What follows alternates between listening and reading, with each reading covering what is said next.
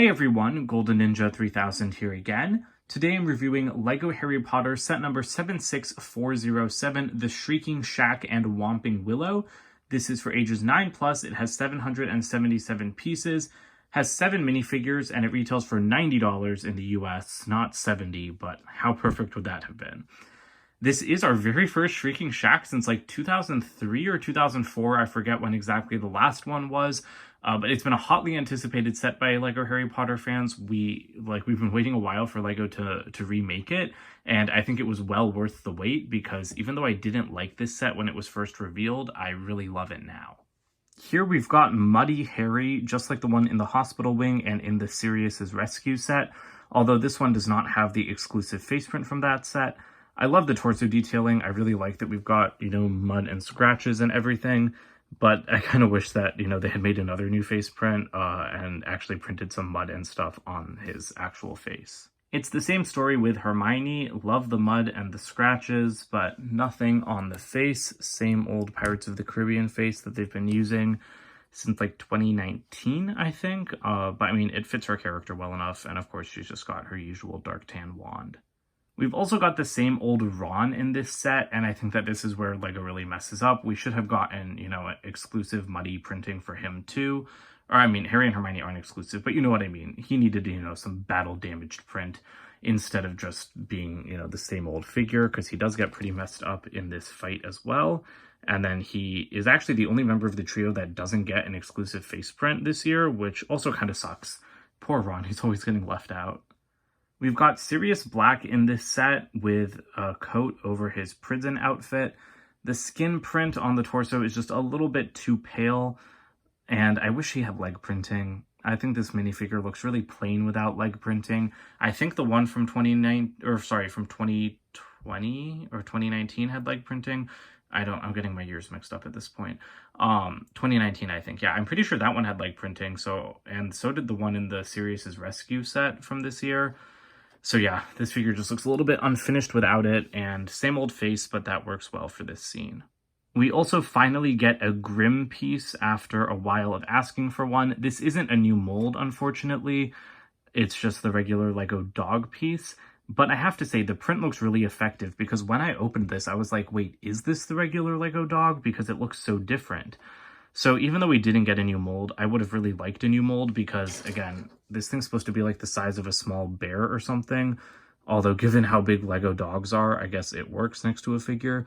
But that's the thing. Is this a regular LEGO dog mold? Like, let me know in the comments because I thought they weren't this big. I did not think... Well, I'm gonna get a regular size minifigure, but I did not think it was like that big compared to a regular minifigure because I don't really have any other dogs. But yeah, it's just nice to finally get one after asking for a while, even if it isn't a completely new piece.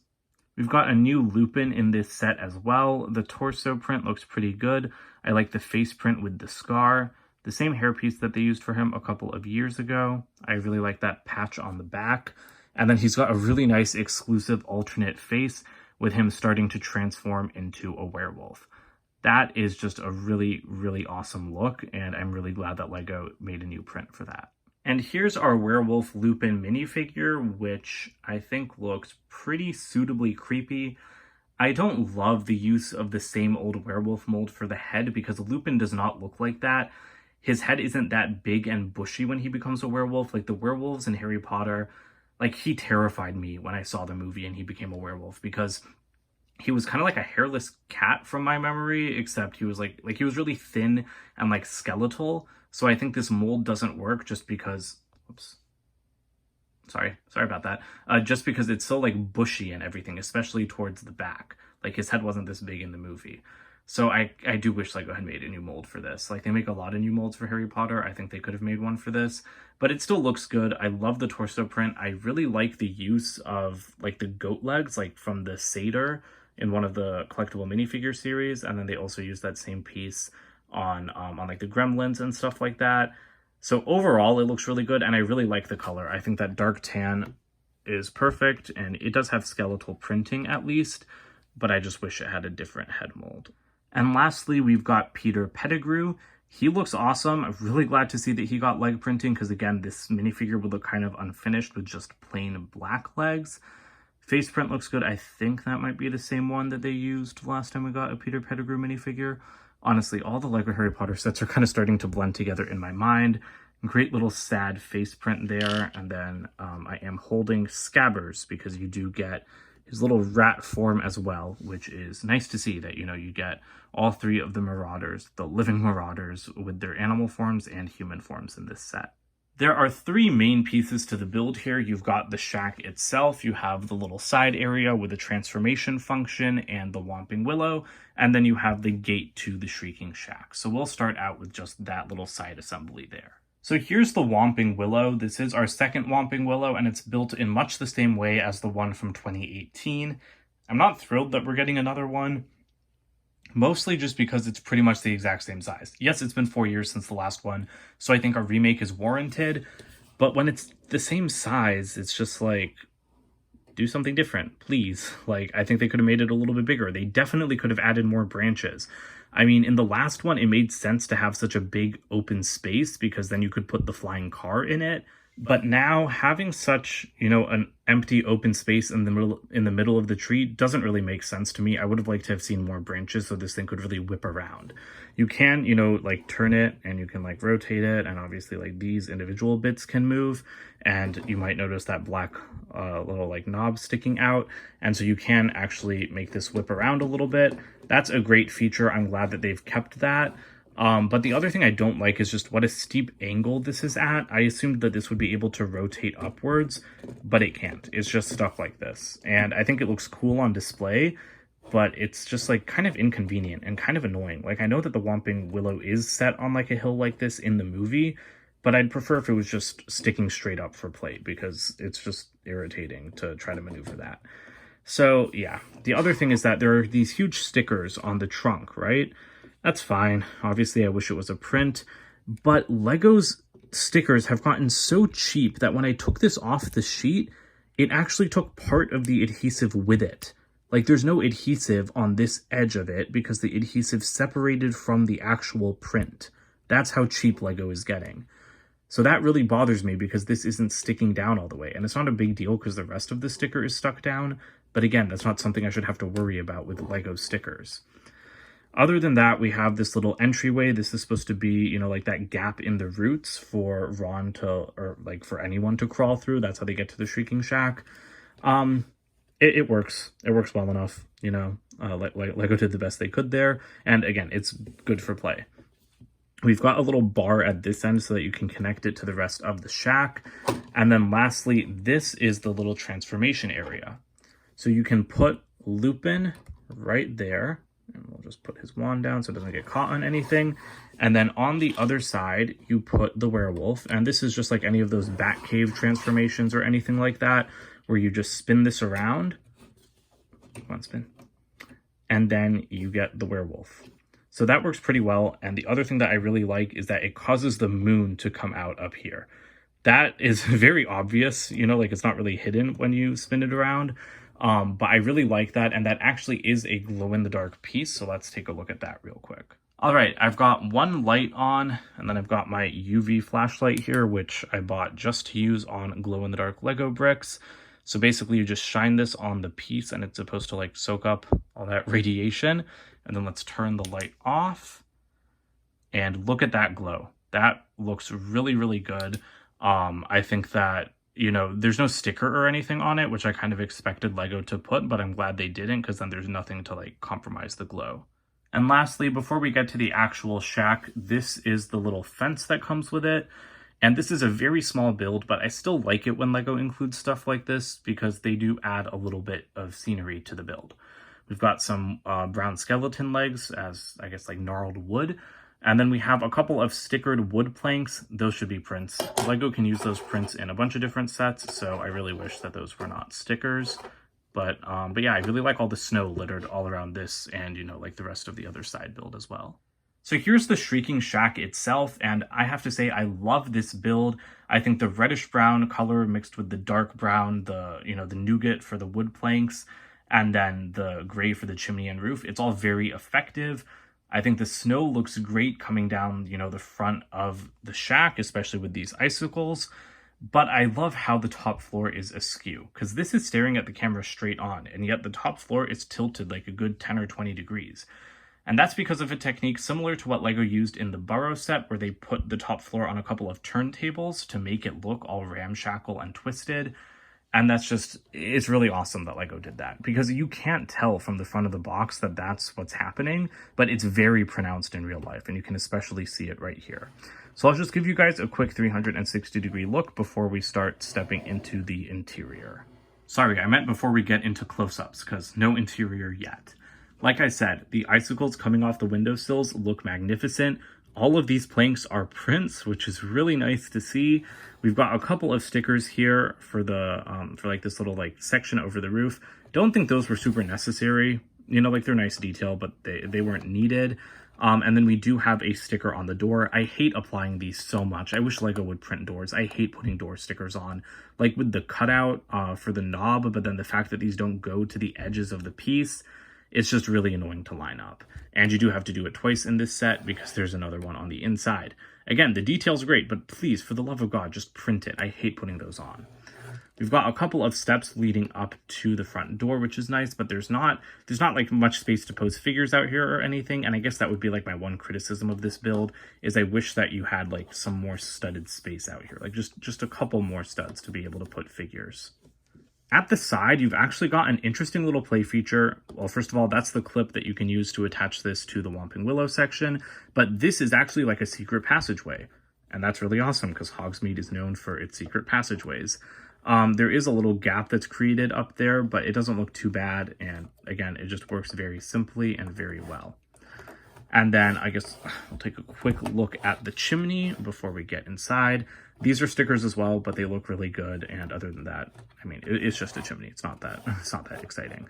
The interior down here also isn't as exciting as upstairs, but we've got a couple of little things. There's a lantern on this table. There is a nice framed, whoops, please focus. There's a nice framed picture of the Shrieking Shack at night up here, which I guess I should just take out. Here it is. It's a very dark picture, but I mean, it's a cool little detail. And then there's just a green chair so that someone can sit in here if they end up breaking in. And then we've got a little trunk, one of those newer pieces for the top with an unlit candle. And inside there's a chocolate frog and a single goblet. The topmost floor of the Shrieking Shack looks, I think, better than the first floor from the outside because it's just more architecturally interesting. You know, you've got the sloping, you have some gaps, you've got like different style windows, especially with this part that comes out of the top. These are stickers, but they look really good because they're framed by the dark tan. Sorry, my ring light's making it kind of hard to see. This piece is a sticker as well, unfortunately, but everything else is printed. I do think that they should have printed this too, though. I think all wood plank pieces should be printed just because LEGO can and should reuse them in other places. I like that they're kind of trying to cover up the Technic piece with some snow. And again, all of the gaps in here and all of the texturing is just really nice to see. Like that sticker as well, showing like the peeling planks. And then on this side, there's just like the rest of the chimney, which has a couple more stickers. But like I said, it's a pretty plain build with just a couple of plates and tiles. Meanwhile, on the inside, this is where things get a little bit more exciting because this is obviously like the big truth reveal in Prisoner of Azkaban. And you can kind of set it up like it is in the movie. You know, you've got the little like couch for Ron to lay down on. There are some other details in here as well. Like you've got lanterns on the wall. You've got these shutters. And then you've got like the dramatic piano here. That is another great build and another unlit candle there as well. But there's just not that much space, as you can see. Like it's spacious enough, but there's not a lot of space to position minifigures, and we'll talk about that in a second. Up on the wall, you've got another stickered picture of, I guess, some wizard wearing a cowboy hat. I really like these panels, or these stickers on the insides of those panels. I think that they look fantastic. And then on this side, you have a map of what I'm guessing is Hogsmeade with another unlit candle on the unlit fireplace mantle. Now, bear in mind, it's been a few years since I last saw the movie because it terrifies me, so I don't know the exact arrangement of everybody in this scene, but you can see you can like barely squeeze them in here, and honestly, I didn't really think they would all fit. So I guess I kind of take back my words. You can basically fit everybody inside. Of course, this set doesn't include Snape, which I think is a major miss because Snape is a big part of this scene. But to my surprise, you would have enough room for Snape if you bring him in from another set. Again, just barely. Like they're crammed in here like sardines in a can, but you can fit them. So I'm honestly impressed because just by looking at it, I didn't think I could get all of them in here. But that about does it for the build. I just want to make sure that you guys can see just how tilted this is because I cannot hammer it home enough. It's a really impressive building technique that the designer pulled off here, and it really makes this building special. There's a nice little assortment of extra parts here, and you do get 4 of those collectible chocolate frog wizard tiles in this set. I actually got some decent ones, although I think I have all of those already. The box for this set is one of those long $70 to $80 box sizes. I don't know if you can see a trend emerging, but it seems like LEGO is packaging their sets in boxes that signify the price they should be, rather than the price they are. And then at the back, you do have, some detail, but it doesn't even show you all the characters in the room, which I think they should really sell because they should really emphasize the fact that you can fit a bunch more people than you think you can in that room. Here is the ugly instruction manual, and oh, I forgot. I did want to show you guys the sticker sheet, but I forgot to put it with the extra parts because this is where that sticker separated from the print. Like, as you can see, like this would be the adhesive part, but this is supposed to be attached to the actual sticker. So I guess, good thing I remember now. But yeah, at the back, we just have the usual ads, all of the Hogwarts sets for 2022 connected, and then the Chocolate Frog cards over here. I realized I never showed you guys how these things actually connect together, but there you go. That's what it looks like from the back. And then from the front, you can kind of angle these. And yeah, they're a little bit close together, so I'd probably display them a little bit separated, but I'm glad you can connect them. Overall, I think that this is a pretty great set. I was very, very pleasantly surprised by it. I thought that I would like it a lot less than I do. And honestly, as always, my biggest problem is the price. $90 is too much for this set. It just is. If it was going to be $90, it needed to have Snape at least, and Sirius needed to have leg printing. And certain things should be prints. If LEGO is going to charge such high prices for sets, then they shouldn't be having, little inaccuracies and mistakes like this. So yeah, that's my feeling on it. I know it's got almost 800 pieces, and it's got a good amount of minifigures, but the build feels like an $80 set. However, I will say this about the build. There's nothing like building a LEGO Harry Potter set. There's no feeling like it. No other LEGO sets feel like this to me, like not even creator expert stuff. There's just so much care and like love put into the builds, and you can really feel that because as I was assembling this thing, like you just get a warm and fuzzy feeling because all of the Harry Potter sets are put together like this. It's the same feeling I got when I built Hogsmeade last year. It's the same feeling I got the year before when I was building stuff like the Burrow. So I'm a big fan of that feeling, and if $90 is what it's going to cost to get that feeling, I think it's worth it. It's not, again, I don't think it's perfect for $90. I think it should be $80, but I don't think $90 is absolutely unreasonable like other LEGO themes. Other LEGO themes charge unreasonable prices because, again, there's so much more detail in Harry Potter buildings than most other themes, especially at this price point and size. So let me know what you guys think about this set in the comments below. Don't forget to like and subscribe as well, and I will see you guys with more videos soon. Bye for now.